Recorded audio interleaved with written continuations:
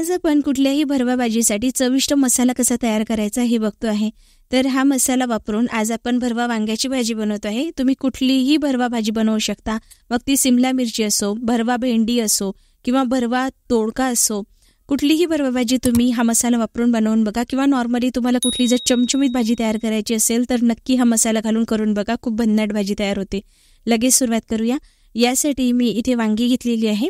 तर पोपटी कलरची वांगी मी इथे वापरते आहे. तुम्ही रेशेदार जांभळ्या रंगाची वांगी इथे वापरू शकता. वांग्याला या पद्धतीने क्रॉस कट करायचं आहे, कीड आहे का चेक करायची आणि लगेच वांगी आपल्याला पाण्यामध्ये घालायची आहे, म्हणजे वांगी काळी पडणार नाही. तर या पद्धतीने मी सर्व वांगी कट करून घेतलेली आहे. याला पाण्यामध्ये आपण भिजत घालूया, तेव्हापर्यंत आपण मसाला तयार करूया. तर मसाला तयार करण्यासाठी इथे मी सुकं खोबरं घेतलेलं आहे. सुरुवातीला याला मी बारीक वाटून घेतलेलं आहे. यामध्ये भाजलेले तीळ घातलेलं आहे, भाजलेला शेंगदाण्याचं कूट घातलेलं आहे, कढीपत्ता घालायचा आहे, सोप मी भाजून घेतलेली होती तीही घातलेली आहे, 2 वेलची घातलेली आहे आणि इथे मी कलमी घातलेली आहे. सोबतच 1 चमचा जिरे, 2 मोठे चमचे लाल तिखट घातलेलं आहे आणि अर्धा चमचा हळद घातलेली आहे. आता एकदा याला व्यवस्थित आपण वाटून घेऊया. तर बघू शकता मी जाडसर पावडर केलेली आहे, खूप बारीक पावडर इथे नाही केलेली आहे. याला आता एका प्लेटमध्ये मी बाजूला काढते आहे. आता आपण एक पॅन घेणार आहोत. यामध्ये तेल घालायचं आहे, 1 ते 2 चमचे तेल घालायचं. यामध्ये मसाला घालायचा आहे. गॅसची फ्लेम अगदी मंद ठेवायची.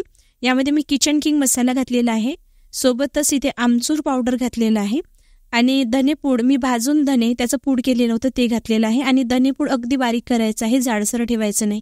तर इथे बघू शकता मी मसाला 2 ते 3 मिनिट व्यवस्थित लो फ्लेमवर भाजून घेतलेला आहे. पॅन गरम आहे, त्यामुळे कंटिन्यू चालवत राहायचं आहे आणि मसाला इथे तयार झालेला आहे. तर हा मसाला असाच ओलसर छान लागतो. भरवा भाजीसाठी जो मसाला बनवला जातो तो थोडा ओलसरच असतो, खूप जास्त बुरबुरीत बनवला जात नाही. तर हा मसाला पूर्णपणे गार झाल्यानंतर तुम्ही याला एका स्वच्छ भांड्यामध्ये भरून ठेवू शकता आणि याला तुम्ही स्टोअर करू शकता.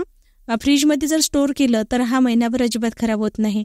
तर मसाला तयार झालेला आहे. आता आपण यापासून भरवा वांगी बनवूया. त्यासाठी वांगी आपण पाण्यामधून बाहेर काढून घेऊया. आता जो मसाला आपण तयार करून घेतलेला आहे, हा मसाला आपल्याला वांग्यांच्या आतमध्ये भरायचा आहे. त्याआधी यामध्ये मी चिरलेली कोथिंबीर घालते आहे आणि चवीनुसार मीठ घालायचं आहे. एकदा व्यवस्थित मिक्स करून घेऊया.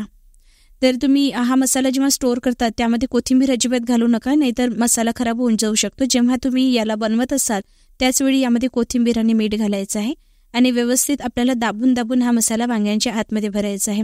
हा मसाला वापरून तुम्ही सिमला मिरची सुद्धा बनवू शकता, भेंडी सुद्धा बनवू शकता किंवा तुम्हाला दोडका बनवायचा असेल तर भरवा दोडका सुद्धा बनवू शकता. तर या पद्धतीने मी दाबून दाबून हा मसाला भरलेला आहे. परत एक वांगी मी तुम्हाला भरून दाखवते. या पद्धतीने दाबून दाबून भरायचं आहे. तर तुम्हाला जर याचं खारं वांग ज्याला म्हणतात त्या पद्धतीने याला बनवू शकता. म्हणजे सुक्क भाजी जर तुम्हाला बनवायची असेल टिफिनसाठी तर तुम्ही फक्त वांग्यामध्ये मसाला भरून याला शिजवून टिफिनमध्ये नेऊ शकता, किंवा रस्सेदार भाजी जर बनवायची असेल, ग्रेव्हीचं वांग जर बनवायचं असेल तर तसंही बनवता येईल. तर या पद्धतीने मसाला वांग्यामध्ये भरून तयार झालेला आहे. आता एका कढईमध्ये आपल्याला 3 ते 4 चमचे तेल गरम करायचं आहे. तेल मी इथे थोडं जास्त घातलेलं आहे, कारण वांगी आपल्याला यामध्ये शिजवून घ्यायची आहे. वांगी जळून जाऊ नये म्हणून तेल थोडं जास्त घालायचं आहे. तर सर्व वांगी आपल्याला या पद्धतीने कढईमध्ये घालायची आहे आणि लक्षात ठेवायचं गॅसची फ्लेम अगदी लो ठेवायची आहे, हाय फ्लेमवर शिजवायचं नाही, नाहीतर मसाला बाहेर येतो आणि जळून जातो. झाकण ठेवायचं आहे, मंद आचेवर आपल्याला 5 मिनिटासाठी शिजवायचं आहे. मध्ये मध्ये वांगी आपल्याला परतत राहायची आहे, एकसारखं झाकण ठेवून शिजवायचं नाही. आणि थोडा मसाला बाहेर येऊ शकतो, तर त्यासाठी तुम्हाला अगदी थोडं पाणी यामध्ये घालत राहायचं आहे, नाहीतर मसाला हा जळून जाऊ शकतो. तर थोडं थोडं पाणी घालून मी ही वांगी शिजवून घेते आहे. तर ही प्रोसेस आपल्याला तेव्हापर्यंत करायची आहे जेव्हापर्यंत वांगी सॉफ्ट होत नाही. तर बघू शकता तर इथे आपल्याला 80% वांगी शिजवून घ्यायची आहे आणि 20% आपण ग्रेव्हीमध्ये शिजवूया. जर तुम्हाला भरवी वांगी सुकं बनवायचं असेल तर तुम्ही याला पूर्णपणे शिजवून घ्यायचं आहे. तर सर्व वांगी मी काढून घेतलेली आहे. थोडा मसाला बाहेर येतोच, कारण आपण जो मसाला भरलेला आहे तो जेव्हा आपण वांगी शिजवतो तेव्हा थोडाफार बाहेर येऊ शकतो. आता त्याच कढईमध्ये मी तेल घातलेलं आहे. 1 ते 2 चमचे तेल घालायचं, यामध्ये मसाला घालायचा आणि गॅसची फ्लेम अगदी मंद ठेवायची आहे, कारण मसाला पण ऑलरेडी भाजून घेतलेला होता. जास्त भाजला तर याचा कडवट फ्लेवर येऊ शकतो. यामध्ये मी 2 ते 3 चमचे काश्मीरी लाल मिरची पावडर घातलेला आहे. तुम्ही तिखटाचं प्रमाण तुमच्या आवडीनुसार कमी जास्त इथे करू शकता. एकदा व्यवस्थित परतून घ्यायचं आहे. तर ही भाजी मी कांदा लसूण न वापरता केलेली आहे. तुम्हाला लक्षात आलंच असेल, लसूण खूप महाग झालेला आहे, त्यामुळे मी बिना कांदा लसूणची तुम्हाला इथे भाजी दाखवते आहे.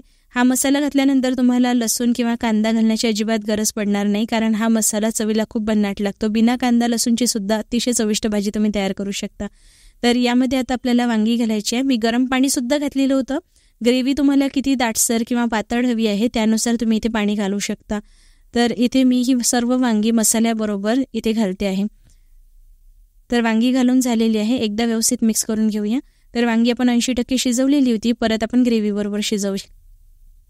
झाकण ठेवून मी वांगी सॉफ्ट होईपर्यंत शिजवून घेतलेली आहे. बघू शकता मस्त चमचमीत मसाला वांगी इथे तयार झालेली आहे. कडेने मस्त तेल सुटलेलं आहे. वरून चिरलेली कोथिंबीर घालायची आहे आणि आपली इथे मसाला भरवा वांगी तयार झालेली आहे. तर ही वांगी आता आपण सर्व करून घेऊया. बघू शकता तुम्ही किती भन्नाट भाजी दिसते आहे. तर हा मसाला वापरून एकदा तुम्ही कुठलीही भाजी तयार करू शकता. नॉर्मली तुम्हाला जर कुठली रस्सेदार चमचमीत भाजी जर एखाद्या वेळी तयार करायची असेल तर अगदी रिसेप्शनला किंवा कुठल्याही लग्नाला, पार्टी, समारंभाला तुम्ही जशी चमचमीत भाजी खाता तशीच भाजी तुम्ही घरच्या घरी तयार करू शकता. तीही कांदा लसूणचा वापर न करता. नक्की ट्राय करून बघा. अतिशय भन्नाट भाजी लागते ही. तर इथे भरवा वांगी तयार झालेली आहे. तर ही भरवा वांगी तुम्ही भाकरीबरोबर ट्राय करून बघा किंवा तुम्ही भाताबरोबर खाऊ शकता.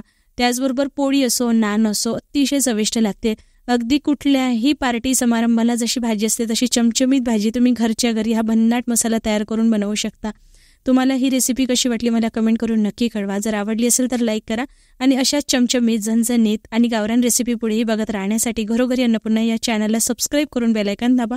तसेच ऑलवरही क्लिक करा, म्हणजे जेव्हा मी नवीन व्हिडिओ पोस्ट करेल तेव्हा त्याची नोटिफिकेशन लगेच तुम्हाला मिळेल. आणि चॅनलला सबस्क्राईब करणं हे एकदम फ्री आहे. चला तर मग आपली लवकरच भेट होणार आहे अशाच एका भन्नाट रेसिपी बरोबर. तोपर्यंत हा व्हिडिओ बघण्यासाठी तुमचे खूप खूप मनपूर्वक आभार.